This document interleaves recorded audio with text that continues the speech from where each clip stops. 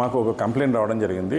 ఏంటంటే ఇక్కడ కొన్ని మహిళా పొదుపు సంఘాలు ఉన్నాయి కదా, ఆ మహిళా పొదుపు సంఘాలలో వాళ్ళకి మన గవర్నమెంట్ తరఫు నుంచి కొన్ని స్కీమ్స్ ద్వారా, డ్వాక్రా అట్లాంటి స్కీమ్స్ ద్వారా వాళ్ళకి కొన్ని లోన్స్ రావడం అనేది జరుగుతూ ఉంటుంది. ఈ లోన్స్లో ఈ ఫెసిలిటేట్ చేయడానికి ఇక్కడ కమ్యూనిటీ ఆర్గనైజరు ఒకరు మురళి అని చెప్పేసి ఆయన ఈ యొక్క గ్రూప్స్ని ఫెసిలిటేట్ చేసేటప్పుడు వాళ్ళకు ఒక్కొక్క మెంబర్కి సమ్ 2 lakhs రూపీస్ వరకు లోన్ రీసెంట్గా రావడానికి ఆయన ఫెసిలిటేట్ చేసినాడు. దాంట్లో జిహెచ్ఎంసీలో ఇక్కడ పనిచేస్తున్నాడు ఆయన, మూసాపేట్ సర్కిల్లో.